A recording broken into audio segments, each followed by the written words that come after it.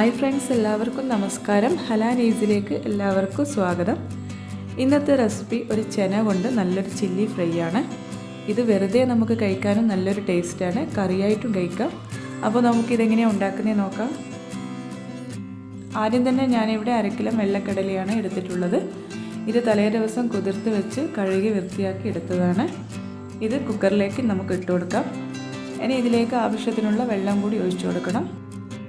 കുറച്ച് ഉപ്പും കൂടി ചേർത്ത് കൊടുക്കാം. ഇനി ഇത് മൂടി വെച്ച് വേവിച്ചെടുക്കണം. 5 വിസിൽ വരുന്നവരെ നമുക്ക് വെയിറ്റ് ചെയ്യാം. ഇപ്പോൾ ഇത് 5 വിസിലായി. ഞാൻ കുറച്ച് സമയമായി ഗ്യാസ് ഓഫാക്കിയിട്ട് ഇനി നമുക്കിതൊന്ന് തുറന്നു നോക്കാം.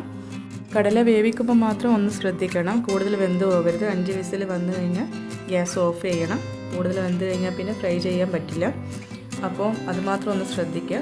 ഇതിപ്പോൾ കറക്റ്റ് വെന്തിട്ടുണ്ട്, ഉടഞ്ഞു പോയിട്ടൊന്നുമില്ല. ഇനി നമുക്കിത് ഒരു അരിപ്പയിലേക്ക് ഇട്ടിട്ട് അരിച്ചെടുക്കണം. ഇതിപ്പോൾ ഞാനിവിടെ അരിച്ചെടുത്തിട്ടുണ്ട്. ഇതിൻ്റെ ഈ വെള്ളം കളയേണ്ട ആവശ്യമില്ല, ഇത് നമുക്ക് ആവശ്യമുണ്ട്. ഇനി നമുക്കിതൊരു ബൗളിലേക്ക് ഇട്ട് കൊടുക്കാം. ഇനി ചെയ്യാനുള്ളത് കോൺഫ്ലോർ ഇട്ട് കൊടുക്കണം. ഞാനിവിടെ 1 കപ്പ് കോൺഫ്ലോർ എടുത്തിട്ടുണ്ട്. ഇത് നന്നായിട്ടൊന്ന് മിക്സ് ചെയ്യണം. ഒരിക്കലും കൈ വെച്ചിട്ട് മിക്സ് ചെയ്യരുത്, ഇതുപോലെ മിക്സ് ചെയ്തെടുക്കണം. കൈ കൊണ്ട് മിക്സ് ചെയ്ത് കഴിഞ്ഞാൽ പിന്നെ ഇതെല്ലാം കൂടി ഒന്നായിട്ടുണ്ടാവും. അതുകൊണ്ടാണ് ഇത് ഇങ്ങനെ തന്നെ മിക്സ് ചെയ്യണമെന്ന് പറയുന്നത്. ഇനി നമുക്കിതെല്ലാം നന്നായിട്ട് മിക്സ് ആയതിനു ശേഷം വേറൊരു ബൗളെടുത്ത് അതിലേക്ക് മാറ്റി കൊടുക്കാം. ഇനി ഇതിലേക്ക് നമുക്ക് കുറച്ച് വെള്ളം കുടഞ്ഞു കൊടുക്കണം. വീണ്ടും കോൺഫ്ലോർ ഇട്ട് ഇത് നന്നായിട്ട് മിക്സ് ചെയ്തെടുക്കണം. ഈ ഒരു സ്റ്റെപ്പ് എന്തായാലും ചെയ്യണം. ഇതാണ് ഈ ഒരു റെസിപ്പീൻ്റെ മെയിൻ. അപ്പോൾ ഇതിങ്ങനെ തന്നെ ഡബിൾ കോട്ടിങ് കൊടുക്കാൻ നോക്കണം. ഇതിവിടെ റെഡിയായി. കടലയിൽ കോൺഫ്ലോർ എല്ലായിടത്തും പിടിച്ചിട്ടുണ്ട്, നന്നായിട്ട് എല്ലാ ഭാഗത്തും ആയിട്ടുണ്ട്. ഇനി നമുക്ക് ചെയ്യാനുള്ളത് ഒരു പാനിലേക്ക് ഓയിൽ ഒഴിച്ച് അത് നന്നായിട്ട് ചൂടായി വന്നു കഴിഞ്ഞാൽ കടല ഇട്ട് കൊടുക്കാം. ഇത് നന്നായിട്ടൊന്ന് ഫ്രൈ ചെയ്തെടുക്കണം. നേരിയൊരു ബ്രൗൺ കളർ ആവുന്നത് വരെ ഇത് നമുക്ക് ഫ്രൈ ചെയ്തെടുക്കാം. ഇതൊരു ബ്രൗൺ കളറായിട്ടുണ്ട്. ഇതിവിടെ റെഡിയായി. ഇത് നമുക്ക് ഒരു അരിപ്പയിലേക്ക് മാറ്റി കൊടുക്കാം. അരിപ്പയിലേക്ക് ഇടുന്ന സമയത്ത് ഈ ഒരു സൗണ്ട് ഉണ്ടാവും. ഇതാണ് ഇതിൻ്റെ കറക്റ്റ് പാകം.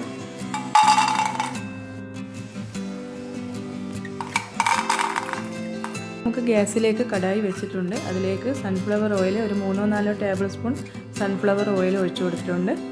ഇതൊന്ന് ചൂടായി വരുന്ന സമയത്ത് നമുക്ക് വെളുത്തുള്ളി ഇഞ്ചിയും കൂടി ഇട്ട് കൊടുക്കണം. ഇത് രണ്ടും ഒരു 3-4 ടേബിൾ സ്പൂൺ വെളുത്തുള്ളി ഇഞ്ചിയുണ്ട്. രണ്ടും ഒരേ അളവാണ്, ചെറുതായി അരിഞ്ഞു വെച്ചതാണ്. അത് രണ്ടും ചേർത്ത് കൊടുക്കുക. ഇതൊന്ന് മിക്സ് ചെയ്തതിന് ശേഷം നമുക്കിതിലേക്ക് 3 പച്ചമുളകും കൂടി ഇട്ട് കൊടുക്കാം. എല്ലാം ചെറുതായിട്ട് അരിഞ്ഞെടുക്കണം.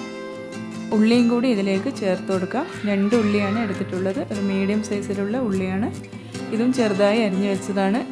ജസ്റ്റ് ഒന്ന് ഇത് വഴറ്റിയെടുത്താൽ മതി. കൂടുതലായിട്ട് ബ്രൗൺ കളർ ആവേണ്ട ആവശ്യമൊന്നുമില്ല. ഒന്ന് ഇത് വഴറ്റിയെടുത്താൽ മതി.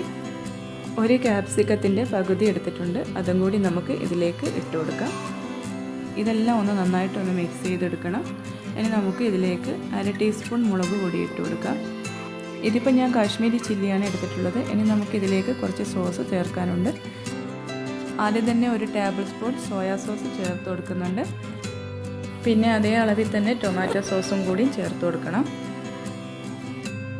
ഇനി ചേർക്കാനുള്ളത് ചില്ലി സോസ്, അതും ഒരു ടേബിൾ സ്പൂൺ തന്നെ ഇട്ട് കൊടുക്കണം. ഇത് 3ഉം കൂടി ഒന്ന് നന്നായിട്ട് മിക്സ് ചെയ്തെടുക്കണം.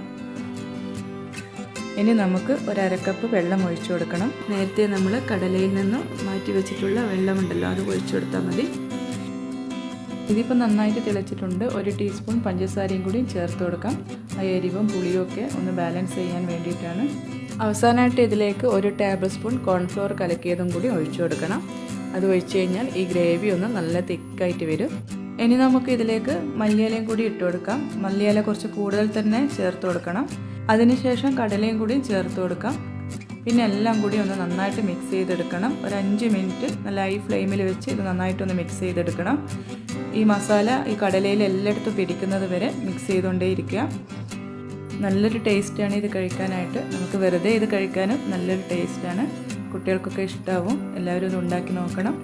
ഇപ്പോൾ ഇത് റെഡി ആയിട്ടുണ്ട്. ഇനി നമുക്ക് ഇതൊരു പ്ലേറ്റിലേക്ക് മാറ്റാം. എൻ്റെ ഈ വീഡിയോ ഇഷ്ടപ്പെട്ടിട്ടുണ്ടെങ്കിൽ ലൈക്ക് ചെയ്യണം, സബ്സ്ക്രൈബ് ചെയ്യണം. ഇതുവരെ സബ്സ്ക്രൈബ് ചെയ്തിട്ടില്ലെങ്കിൽ ഒന്ന് സബ്സ്ക്രൈബ് ചെയ്യണേ. നല്ലൊരു റെസിപ്പിയുമായി അടുത്ത വീഡിയോയിൽ കാണാം.